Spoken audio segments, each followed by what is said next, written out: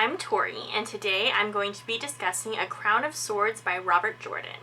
This is the 7th book in the Wheel of Time series. It was published in 1996, and I listened to the audiobook narrated by Michael Kramer and Kate Redding. I will leave links to my summary of this book, as well as my summaries and reviews of the other books in the series down in the video description. I am going to dive right into my opinions about this book, so if you want to read it, I recommend that you go do that, and come back to hear what I have to say about it. So I cannot believe that I am halfway done with this series. When I started, 14 books sounded just like an overwhelming length, but now I feel like hardly anything has happened, and it feels like it'll be kind of rushed to try to cram everything that we need to cover into 7 more books. It feels like I've just flown through this series so fast, especially because this book felt so short. That was partly because it was a little shorter. It was 30 hours instead of 42, which was the length of Lord of Chaos, but I think it also might have been because Lord of Chaos dragged so much for me and I had such a hard time getting through it and felt like hardly anything happened. And then in this book, so much happened, and there was so much I wanted to see more. It almost felt like it was abridged at times. There would be whole giant chunks that we just barely heard mention of, and I wanted to know so much more about them. It was also interesting that this book opened a little bit before the last book ended, and that actually makes a lot of sense, because the last book ended so abruptly.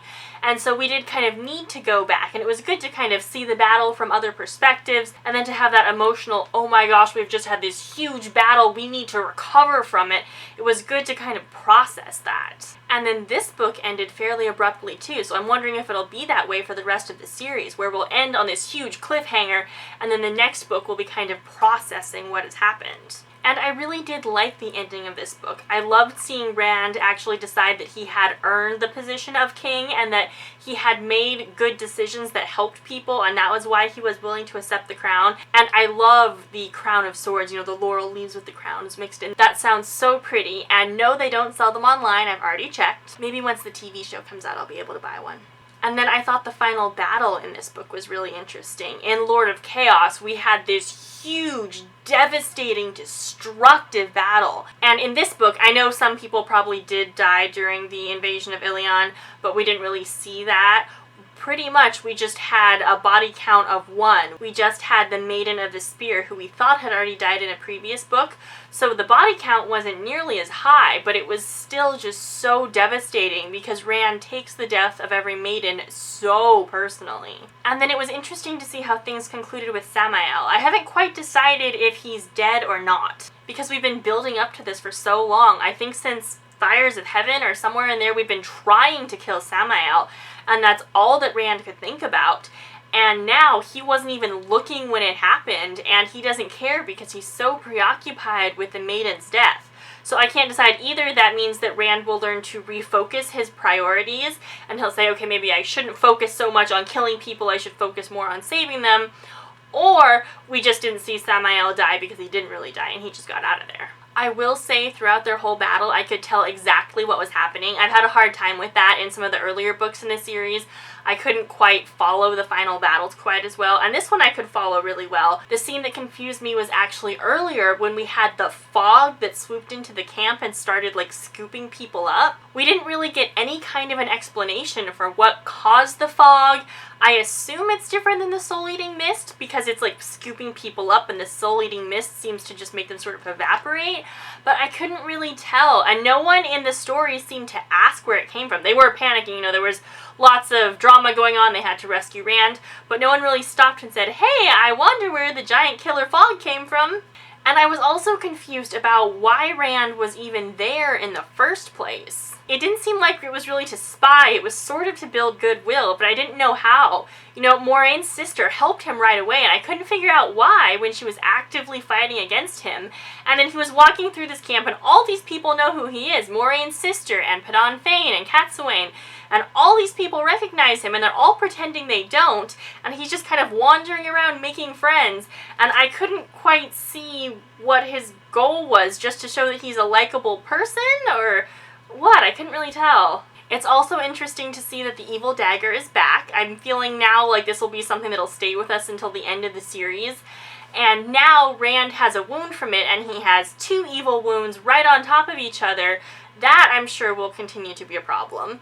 And And I hope we'll get to see him deal with that more in the next book, because we didn't really get a lot of Rand in this book. He was there at the end, but for most of the book, it felt like we were barely glimpsing Rand from a distance. And that was just torture, because I wanted to see him and Min together so much. You know, we have that scene where they finally get together, and it was just such a short scene, and then we flashed away and didn't see them together for ages. We had the little glimpse with Perrin where we know that Rand is in a bad mood and feeling guilty about Min, but they just made us wait so long until we got to see the resolution of that, and it was an amazing resolution.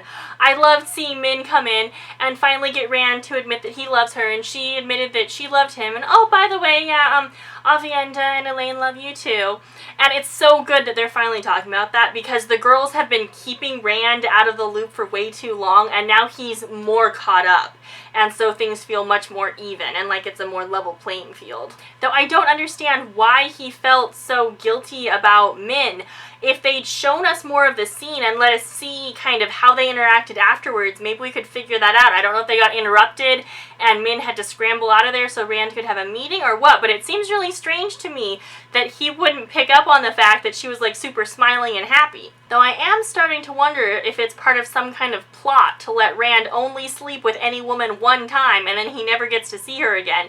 Because we did that, and once he and Min reconciled, then they had the busiest day ever and ran all around running errands and getting injured and doing all kinds of stuff. And it seems like they just don't want Rand to ever have a second to be happy and date and get to spend more than a couple hours with the same woman. I did think it was interesting. This is the first book where we've really questioned seriously whether Lews Therin is real or not.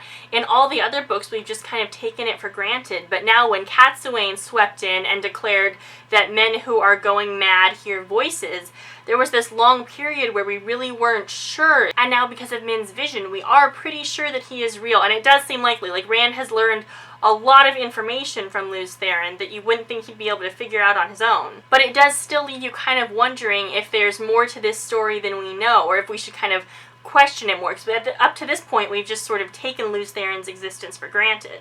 And speaking of Min's visions, Moiraine is totally alive. I'm more convinced than ever. Because Min has had this vision that Rand won't be able to succeed unless Moiraine helps him. And I feel like this isn't a super tragic book where everyone's just going to die in a ball of fire at the end. Like, I feel like Rand's probably going to succeed. That means Moiraine has to be alive. Also, we had the whole jump scare where we saw her cousin, and Min thought, oh my gosh, it looks just like Moiraine. And that's kind of getting you psyched up and ready to see Moiraine appear and be back from the dead. So I thought one of the funniest parts of this book was watching Samael and Grandal mess with Savannah. It was so hilarious how they went to all these lengths to make her think they weren't very smart, you know, just a random guy and some Aes Sedai he has helping them, and they made up all these fake inventions because they have the power. They can just magically do all these things. They're like, we have special transporter boxes that you can have.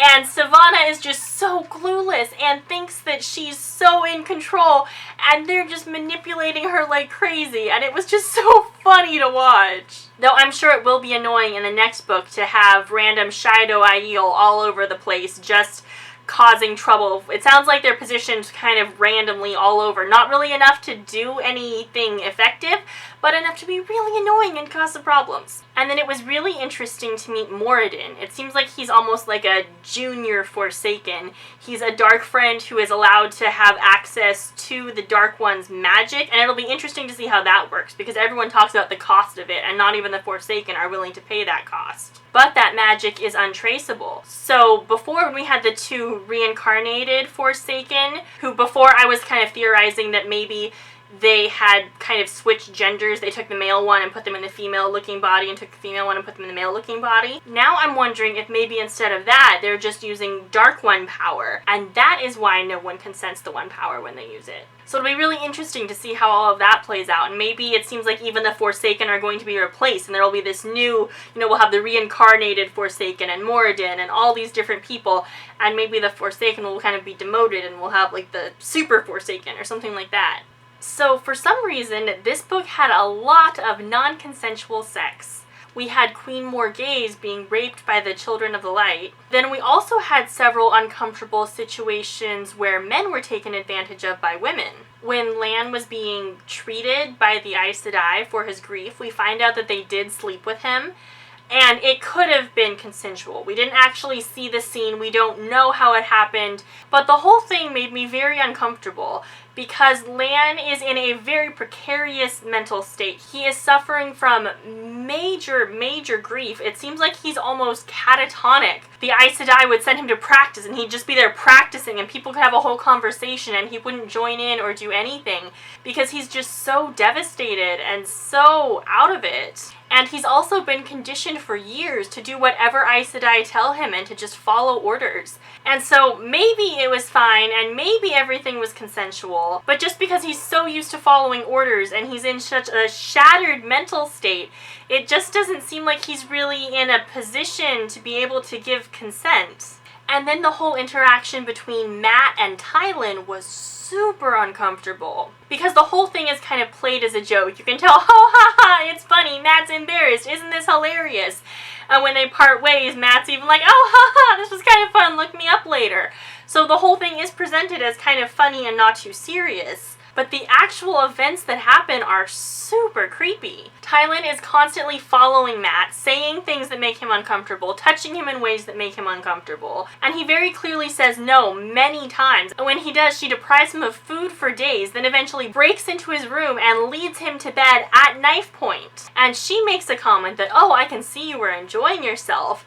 But multiple times, Mat says that he feels like weeping. He makes it so clear that he is uncomfortable and he doesn't want to be there. And it was so unsettling to see this situation that is very clearly rape portrayed as this funny joke. At least we didn't have to watch Elayne and Nynaeve give him a hard time for too long. You know, for a while, they were upset with Mat for what was happening. But then once Mat explained what was happening, then Elayne was sympathetic toward him at least, which was nice. And it was really sweet to watch them interact. I loved when he offered her the fox medallion, and she was so frustrated because she would have done anything to try to wheedle it out of him. But now that he was just offering it to her, she gave it back to him.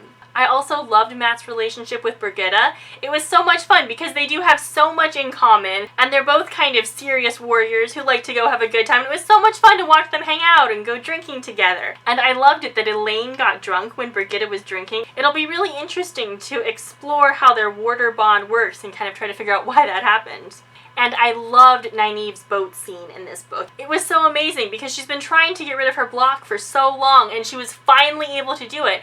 And it was also really cool because she was in this dangerous situation and we were kind of able to get the best of both worlds because she was able to save herself and get rid of her block and use her magic to get out of the boat, but then we still got to have Lan scoop her out of the water and carry her away in his arms. Though I was so mad that we didn't get to see their wedding. We didn't even get to hear her describe it for more than a second. She just kind of mentioned it offhand. And we know that there are some very strange Seafolk customs. We don't know what they were. We didn't get to see the wedding. I hope so much that in another book we have a flashback scene and get to see the whole wedding. Because I don't even quite understand how it took place. Lan was refusing and suddenly he's just agreed. Though he still hasn't decided that he wants to live. He's going to let himself die at the first opportunity. So I don't know how she talked him into it. And I just really wish we could have seen what happened. I did love seeing all the Seafolk bargaining scenes. And they're supposed to be such amazing negotiators. But they keep negotiating with Ta'veren in the room. And so they're totally amazed by what they agree to. And that was hilarious. I also think it's very funny that the Aes Sedai Morana, since we met her, and I think it was the last book, she's been bragging about how she's the best negotiator ever.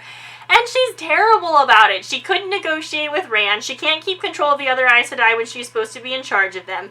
She was left with the Seafolk with this deal that was pretty much made already and should have been very easy to tie up, and she couldn't do it. And she has all these memories of being this amazing negotiator. So I'm thinking that either she is completely delusional or they always just sent her on missions where the people who were negotiating were pretty friendly already and would have done fine without her, because she is not good at her job. I also thought it was really interesting to meet the kin and learn that they age so differently.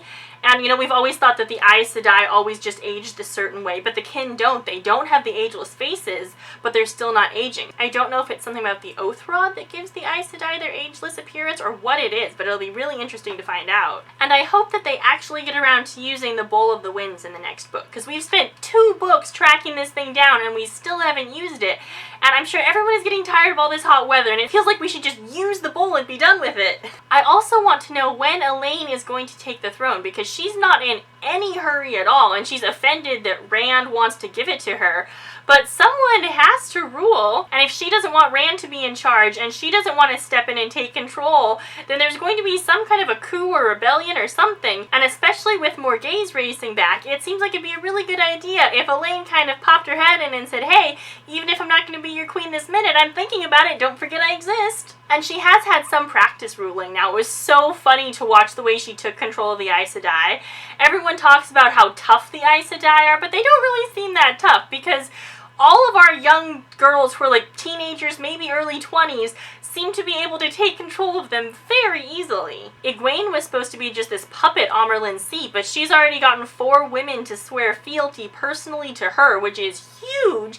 And it's funny because that's actually something that Elaida was wanting, and Egwene was able to do it. So it seems like that would be very easy to corrupt, and hopefully Egwene won't abuse it. But it was still very interesting to see it happen. Though I'm thinking life is going to get hard for her pretty quickly, because she has those 2 girls who are trying to blackmail her, and I'm thinking that they will be back and cause many problems for her. And she has a Forsaken giving her headaches and massaging her regularly, so that is going to lead to something horrible. And I am getting so tired of Faile. Her jealousy is getting ridiculous, and there was a moment where Perrin finally did manage to convince her that he loved her, and he could tell, because he can smell, he could tell that she wasn't actually jealous anymore. And then, next scene, she's right back to being jealous again. This is ridiculous. She needs to see a therapist or spend some time alone or do something. She just needs to leave Perrin alone, because this is not his problem. She is torturing him for no good reason. There was this scene where Perrin was getting ready to leave, and he's like, oh, I've missed these rooms. Faile and I were happy here. And I wanted to laugh, because he and Faile were never happy there. Faile spent the entire time they were there torturing him. And I did think the fake fight between Perrin and Rand was really interesting, because it was all staged, but Rand clearly lost control. And Perrin even says that he was afraid at one point that Rand was going to kill him. So Rand is developing quite a temper, and he really needs to work on that. And it made me wonder if that whole scene when he said he was going to send Elayne back was fake too, because she shows up with Perrin, which I feel like there's no reason for that. And that means that the next book is going to be just as painful, with Faile and Elayne teaming up to make Perrin's life as miserable as possible. Though I am curious, they're going pretty far south, and their goal is to meet with the Prophet and get him to stop killing people. But that's not that far from Amadisia, where the Seanchan are invading. And the Seanchan are kind of popping up everywhere. They're in Amadisia, they're in Ebu Dar. It feels like they're just attacking all over the place. And I hope someone gets word to Rand quickly, because it feels like the next book is going to be mostly a battle against the Seanchan. And they are just so horrible and so easy to hate, and I'm hoping that that doesn't make the next book too dark. Though I wouldn't be surprised if someone like Egwene gets captured by them again, because it just seems like the kind of thing that would happen. Though speaking of kidnappings, I think this book had the lowest kidnap counter of any book in the series so far. Because we had Nynaeve and Elayne questioned by the kin, but they had turned themselves in, they wanted that to happen, so that wasn't really a kidnapping. Then on the way back, Elayne got hit in the head with a rock and they tried to kidnap her, but Nynaeve managed to get them out of that so they still weren't kidnapped. And Moghedien sunk Nynaeve and tried to kill her, but still did not kidnap her. And then Mat was attacked by Tylan, but that was sexual assault. So I don't think he's really been kidnapped so much as just held at knife point and tortured. And Egwene is letting a Forsaken give her massages every day, but none of those things are actually kidnapping, which means that the only person who was actually kidnapped in this book was Moghedien, who was locked in a mine trap and enslaved. So I would say that maybe these characters are growing and learning how to be not captured as much. But because we'll be fighting the Seanchan a lot in the next book, somehow I bet that somebody will be captured at some point. I really enjoyed this book. I thought it was a lot more fun to read than The Lord of Chaos, and my biggest criticism about it was really that it was just too short and didn't give us enough information or enough detail about things that I wanted to see. So I'm very excited to read the next book. Hopefully it will be just as enjoyable. Hopefully the Seanchan won't make things too much more miserable, and hopefully I'll have just as much fun reading it as I did this one.